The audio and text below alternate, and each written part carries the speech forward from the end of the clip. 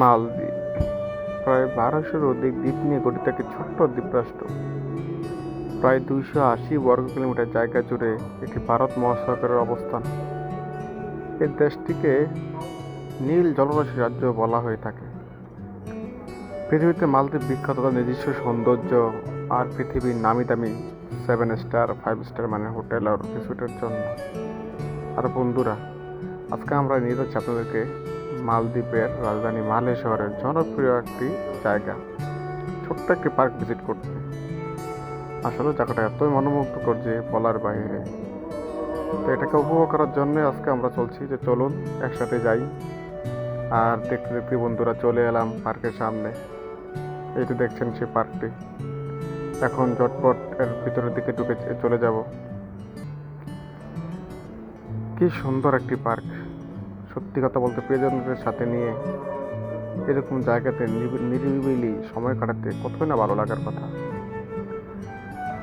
সাজানো গোছানো ছিমছাম পরিবেশ, সমুদ্রের দিক থেকে দিয়ে আসা ঠান্ডা বাতাস, যতই একদমই মন থাকুক না কেন, এখানে আসলে প্রফুল্ল করবে নিজেকে। তাই নিজেকে মাঝে মাঝে সময় দেওয়ার জন্য, বেরিয়ে পড়ার জন্য, এরকম রোমাঞ্চকর অভিজ্ঞতার জন্য চলে আসা উচিত বন্ধুরা। আর এই যে দেখুন বন্ধুরা, কি সুন্দর পানির পড়া কৃত্রিমভাবে তৈরি করা। এখানে কিছুক্ষণ বসে সমুদ্রের ঠান্ডা বাতাস খেতে খেতে মনের আনন্দে খুবই ভালো লাগছিল। তো এই মুহূর্তে আমরা একটু বসে সময় কাটাচ্ছি। কিছুক্ষণ পর চলে যাব সামনের দিকে, পুরো পার্কটাকে একটু ভিজিট করতে। এই মুহূর্তে একটু তারপর বাকি কথা।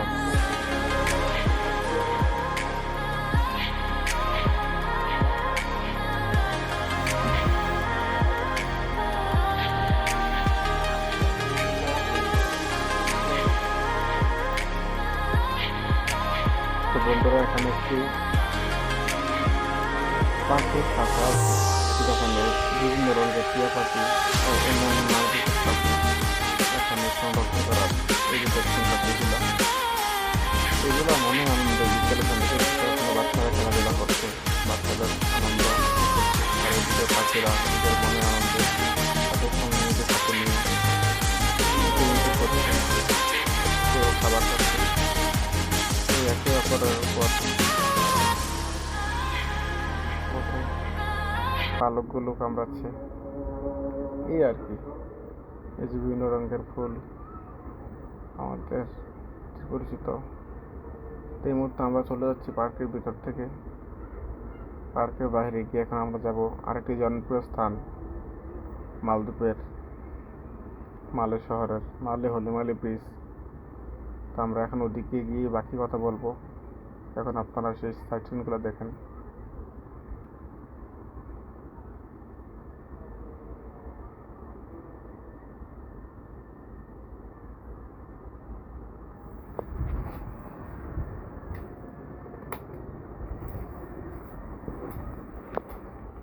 তো বন্ধুরা, এখন আমরা প্রায় ব্রিজের সামনে চলে এসেছি এই মুহূর্তে। আর এই যে দেখছেন, এটা চায়না মালদ্বীপ ফ্রেন্ডশিপ সেতু। তো এখানে তাদের নিজস্ব একটা, আর যে এখানে এয়ারপোর্ট কাছে হওয়ায় এই মুহূর্তে একটি বিমান নামছে। দেখুন কত কাছ থেকে বিমান দেখার সৌভাগ্য। ব্রিজের একদম সাথেই নামাতে এয়ারপোর্ট, যার কারণে এখানে সবসময় বিমান দেখা যায়। এই যে সামনে বিমান দেখা যাচ্ছে।